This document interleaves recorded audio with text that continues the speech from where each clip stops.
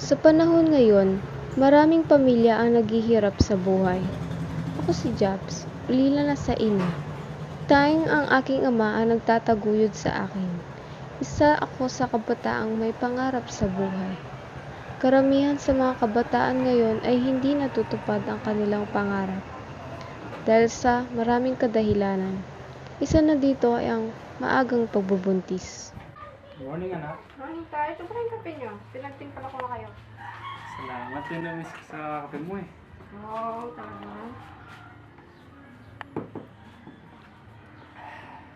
Kape? Wow. Oh, busy mo naman yun. Wala po. Ang daming ginagawa. Saka, pabuti ka sa pag-aaral mo ha. Ano po tayo? Ano, mahirap na ang buhay ngayon. Wala po. Sa taon na lang, mag-graduate ka na. Wala na tayo. Bilis ng panahon. Ayan, bilis nga ng panahon.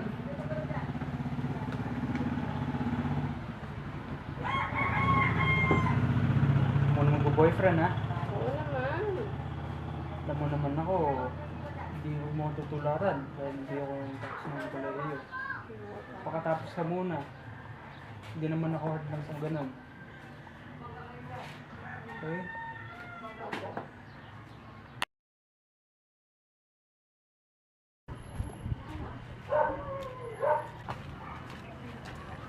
Hello. Hello, akong 30. Sulat ko lang po yung number dito.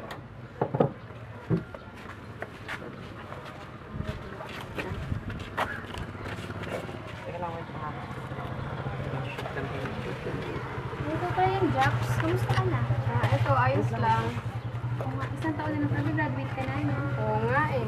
Hindi pwede ka na mag-asawa niyan. Ha? Di pa, matagal pa yun. Tutulungan ko pa si Papa.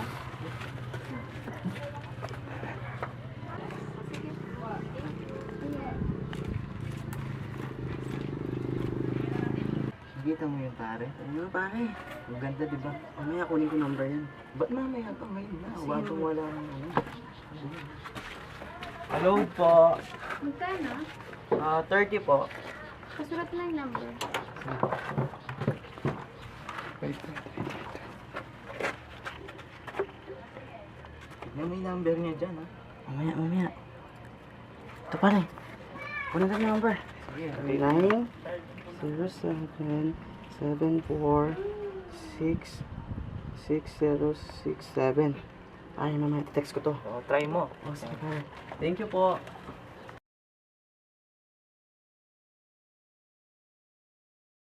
Sino kaya ito? Ma-replyan nga. Ay, may reply na siya. Hello, sino to?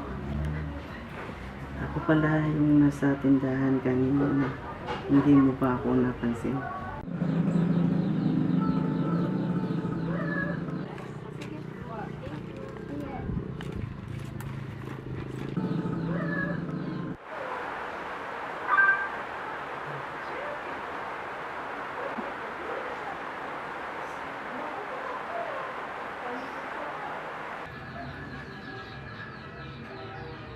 Reply ka na.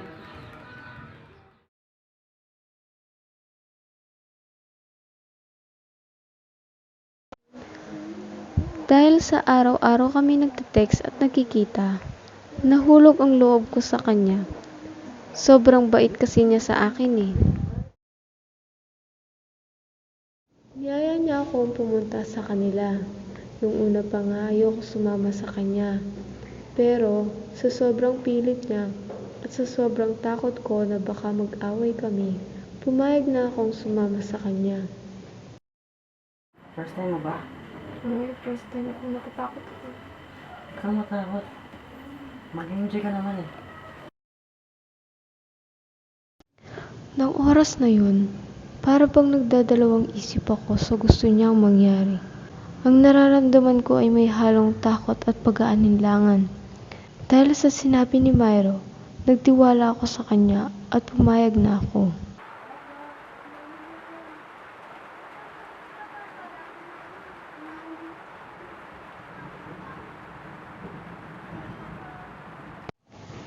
Paggising ko, di ko na alam kung ano ang mararamdaman ko. At iisipin ko sa nangyari. Para bang yung nararamdaman ko ay may halong pagsisisi at galit sa sarili kung bakit ako pumayag. Pero wala na, huli na ang lahat. Nangyari na ang hindi dapat mangyari.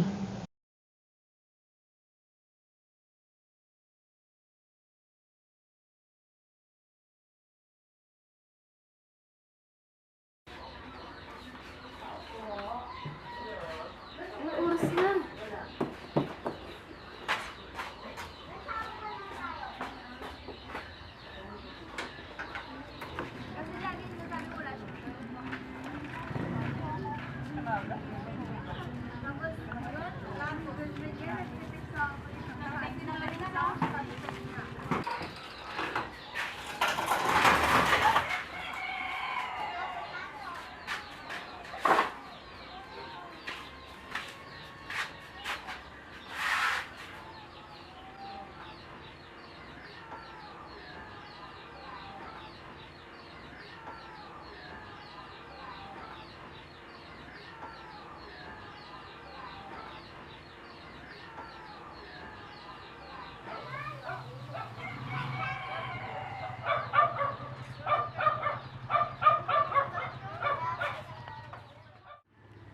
Asan na yun?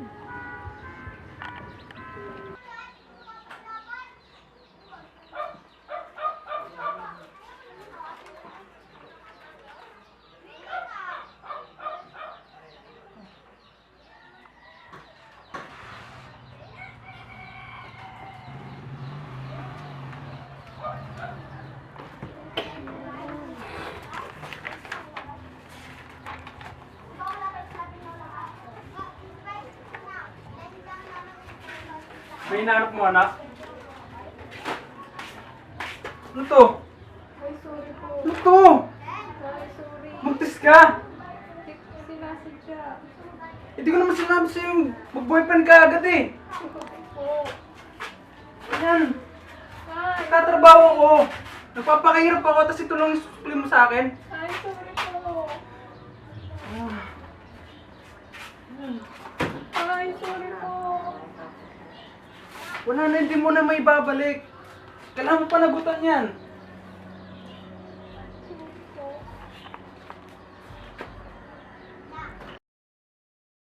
Gusto ka na?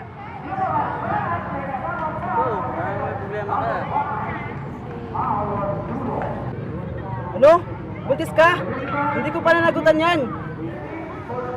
Pinagsisisihan ko ang lahat. Bakit ba nakilala ko pa ang lalaking yon? Dahil sa kanya, nasira ang buhay ko. Kung sanang maibabalik ko lang ang panahon. Itatama ko lahat ng pagkakamali ko para hindi na mangyari ang lahat ng ito.